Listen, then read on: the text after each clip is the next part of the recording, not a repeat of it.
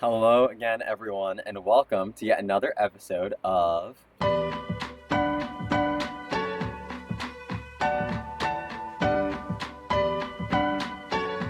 I hope you all are doing so well. I hope you had an amazing week, a better week than me at least, because we will be talking about how crazy this week was for me. But I'm glad to see you guys all back. Hope you're doing well, and I hope you're sat with some snacks, ready to lock in, hear some philosophical ideas, and listen to me rant about problems that you probably don't care about.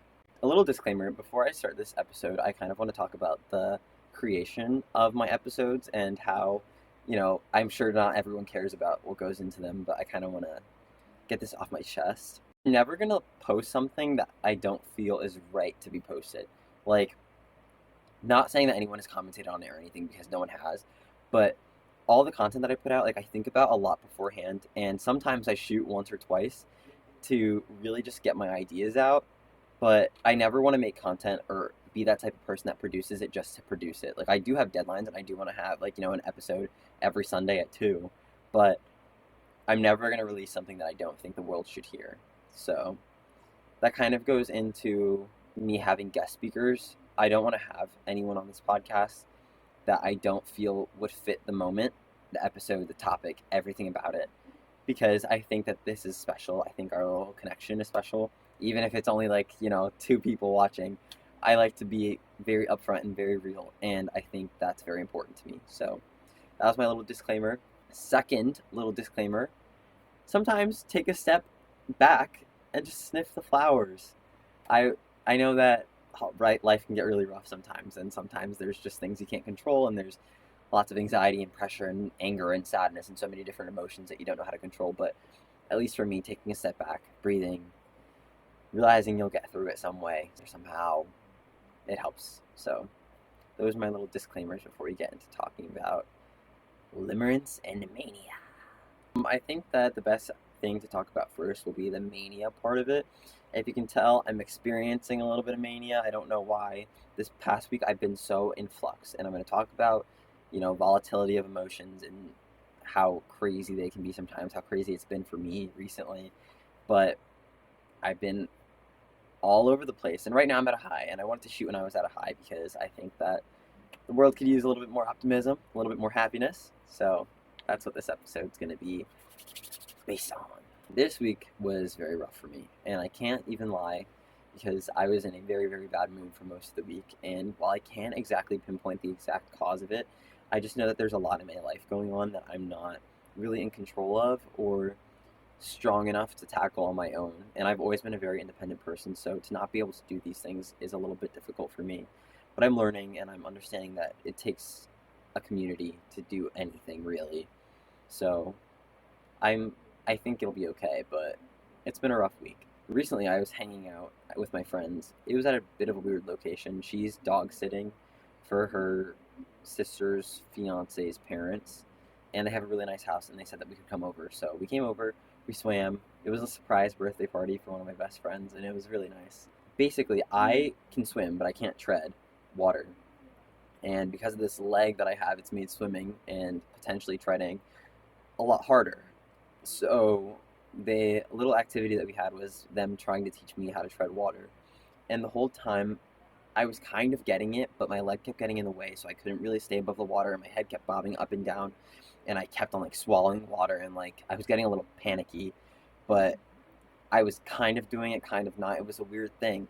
And afterwards, after the party, I was thinking about just how symbolic that kind of was of my week and like my life to a degree. I constantly feel like I'm always like getting it kind of, but there's always something holding me back from my full potential. And in this instance, it was my knee, but there have been times where I just feel like I can't quite stay above the water. And this week was definitely a moment where I was sinking beneath the water and the pressure and everything.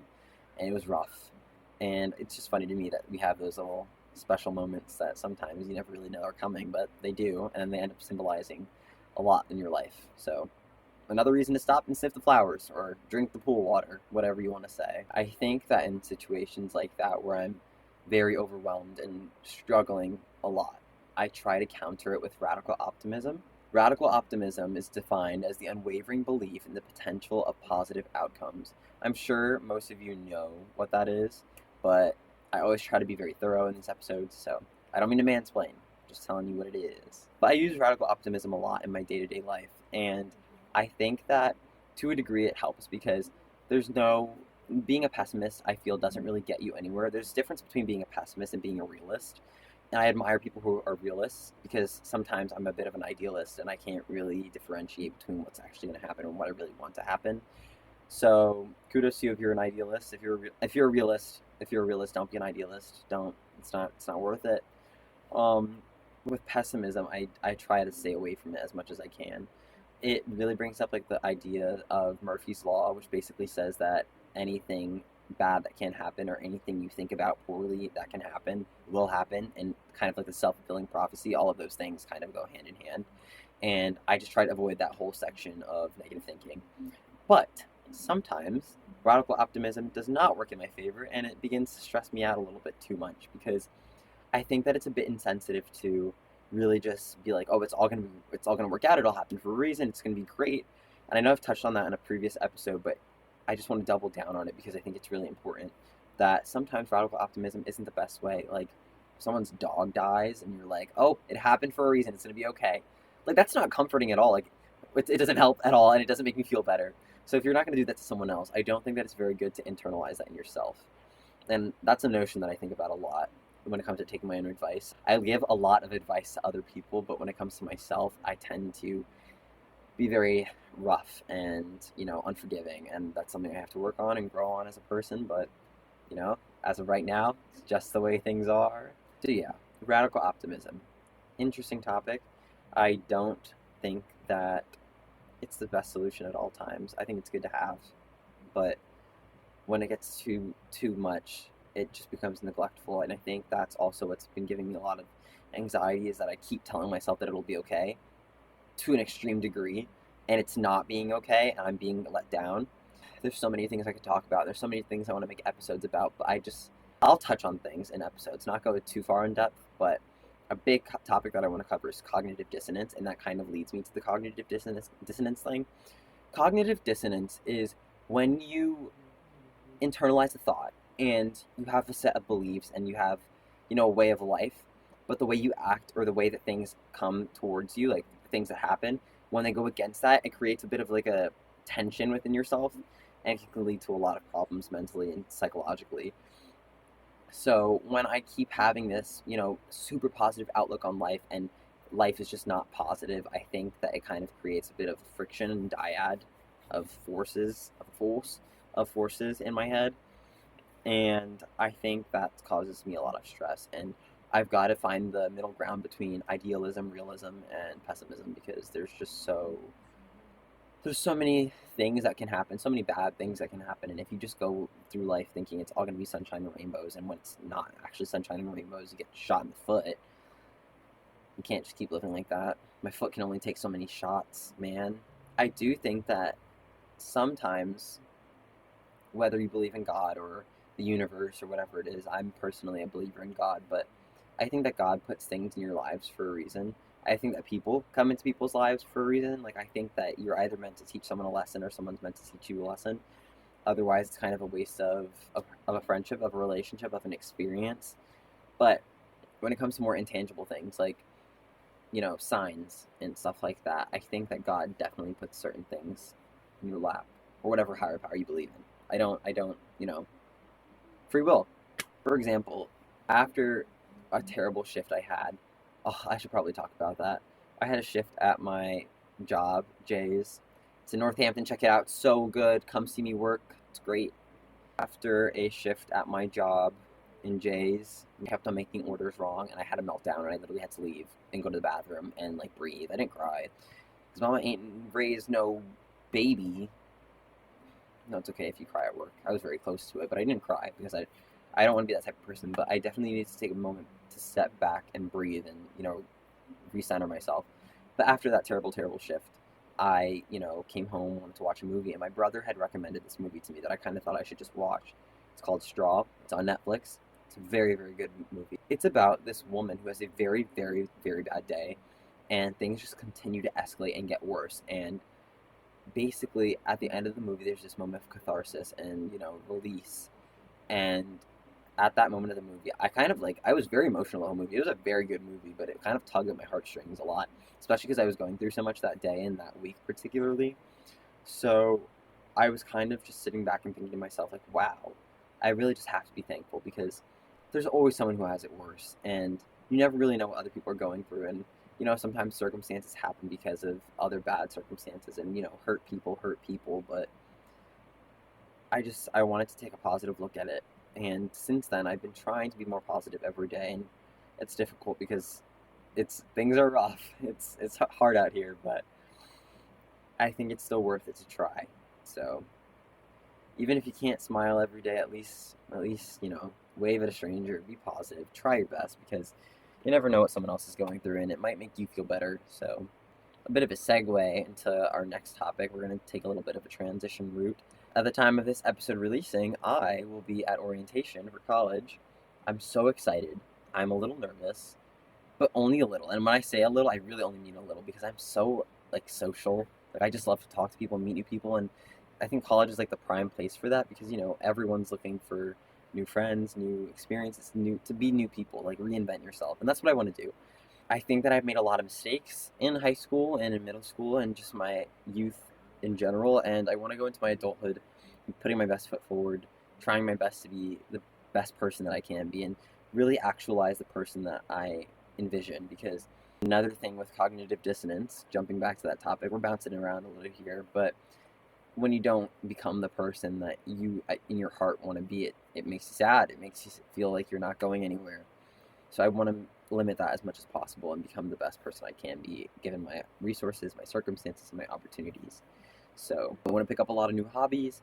One hobby that I've been meaning to pick up and I am picking up is kind of just I wouldn't call it gardening because it's not gardening, but botany, I guess. Like I want to have a lot of plants in my dorm room, and I want to grow them and I want to take care of them, and I just want to, I think it's very good for a room to have plants because as you can see, there are no plants here. So I'm very excited. I'll talk to you guys about it in the next episode, how orientation went. Maybe I'll make a vlog. I don't really know yet. We shall see. I hope I meet some cool people, though, because, I'm excited to meet new people at college, but it's always good to have a couple people that you know going into college. So those are the plans. I've met a couple people online through, the class of 2029 pages, to meet new people and, network people going to college with you. And I've met some pretty cool people. I'm excited. Some of the people that I've met, I'm very excited to meet. And one thing that I tend to do a lot, and that's kind of what our next topic is going to be, limerence. Limerence is defined as a mental state of profound romantic infatuation, deep obsession, and fantastical longing.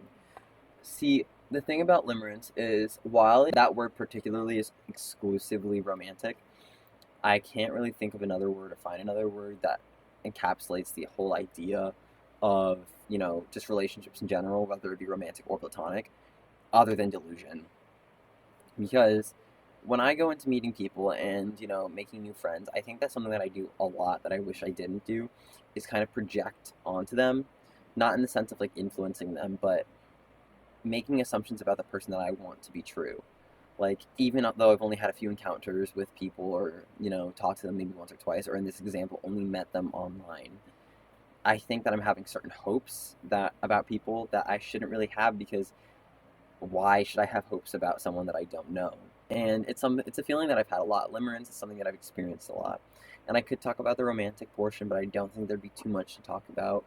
And in regards to the romantic part of that idea, I feel like it's something I resonate with, the concept of limerence, because I am one to fall quickly and fall hardly.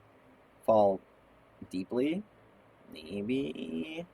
I feel emotions very deeply and I feel it very quickly, and because of that, I tend to make assumptions about someone or kind of tend to fall in love. I wouldn't even call it love because, fun fact, limerence and love cannot exist in the same space because love is to be known and limerence is to make assumptions, so they can't be the same. They are mutually exclusive. Exclusive. Sorry, that was weird. I knew what I was saying. It's mutually exclusive with an L. Basically, I make these assumptions about someone that don't necessarily become true or are revealed to be true, and most of the time they're not. And then I get disappointed, and then I ghost, and then things just don't work out, or things don't work out to begin with. And moments after, I find out that I didn't even want to be with that person because they didn't have the traits that I was actually looking for. I just made that assumption, and that's something that I really don't want to do in college because I know I'm going to meet a lot of people, and hopefully I'll meet potential love interests, and I just don't want to make assumptions about them that aren't true. I want to get to know people authentically. I want to forge friendships and relationships authentically, not just based off of assumption. And you guys know that I just love to talk about the influences of social media and everything of that sort, but I think that social media and, Instagram and Twitter, they've given us so many easy routes to making assumptions about someone. You scroll someone's feed, you look at who their tagged posts, like you guys know what I'm talking about, and you kind of just make assumptions from there, and you're like, oh, I've already deduced what this entire person is like. Meanwhile, you don't know anything about them. You just made assumptions based off a bunch of pictures. It's garbage, but I do it all the time. But I'm trying not to do it because I don't want to ruin relationships before they even happen. So, don't be limerent. Be a lover. Be a lover. I do question why I feel limerence so often. And I would love to say it's because I have such an open heart and I just want to love everyone. And I think that plays a part in it, not to be like, I'm such a lover. But, I think that just being so open and caring about people so much, it just makes me want to be warm and fuzzy all the time. And, make assumptions that people are warm and fuzzy as well, but that isn't true. That is definitely not true. People will hurt you. Everyone will hurt you at least once. That's something I believe in strongly, that at least one time in your life, everyone that you hold close to you will hurt you, because it's true. And I think that not all hurt is bad, but I think it's important, and I think it helps make a relationship stronger. So to make the assumption that people are perfect and then try and hold them to that regard, even though it's not true nor possible, it's not worth it. It doesn't get you anywhere, and I think that you should do your best to eliminate that. So my hope is to learn from those mistakes of Limerence and Mania, and in college just make better decisions about who I choose to surround myself with. And that's a conversation that I had with someone in my life recently.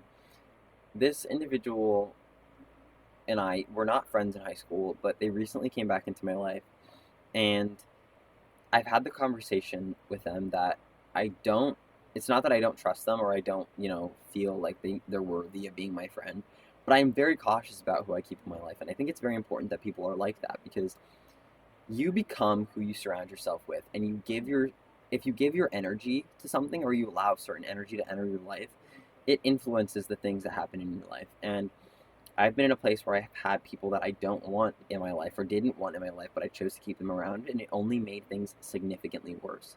So I don't want to be in a place where, I have people in my life that aren't meant to be there, that aren't serving me.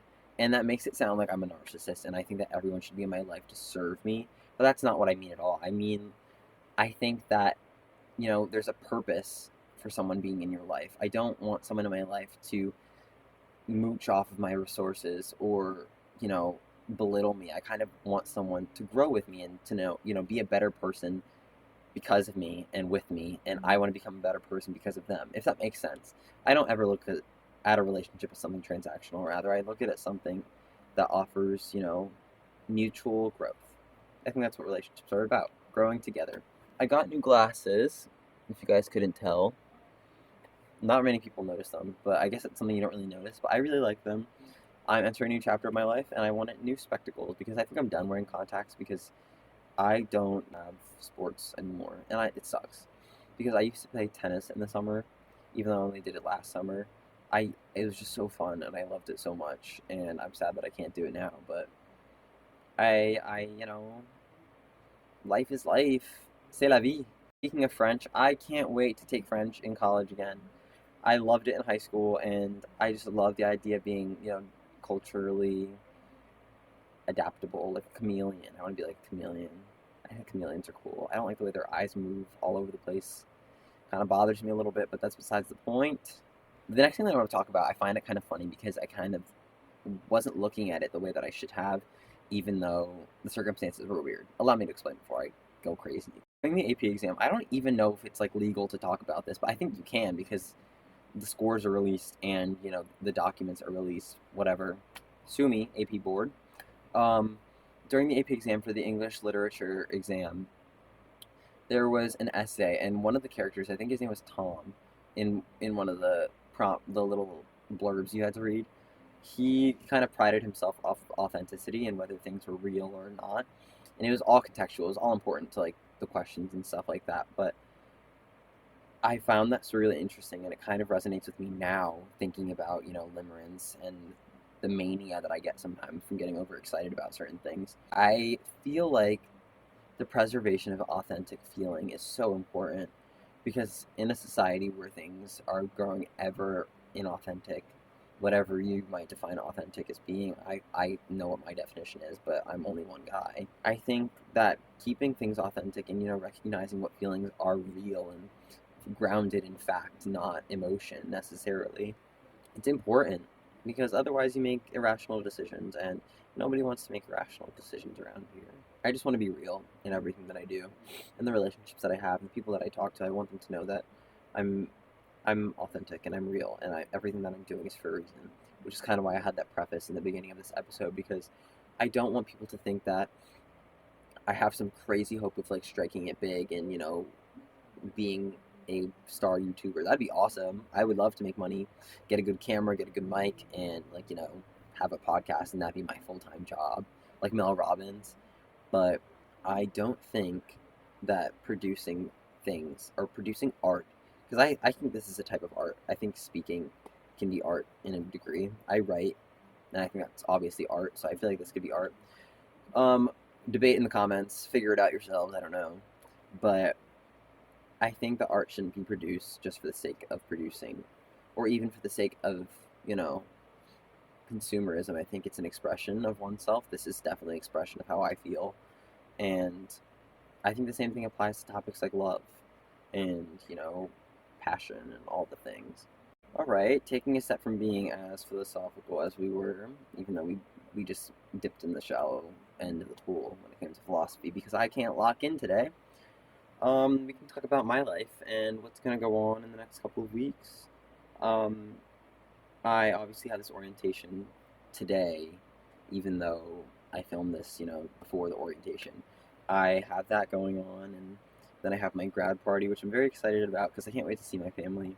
The whole concept of family is so interesting to me because I think obligation is important, but also like, where do you draw the line? Maybe that's a topic we'll discuss at a later date.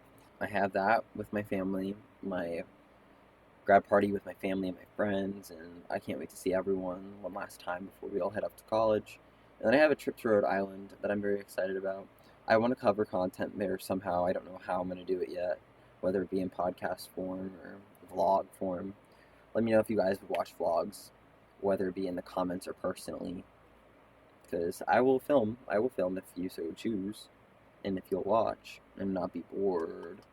But honestly, I don't think that I have much more to cover regarding those topics. They're a bit brief, and it kind of helped me sort my brain out. I hope it all made sense and it was cohesive. If not, turn it off, I guess. But I don't want to keep talking just to talk. But I want you all to know that you're special. You should stop, smell the flowers, chill out. It's all going to be okay. I'm here for you all. My heart, here for you. So, I guess I'll see you guys later. Have a good week.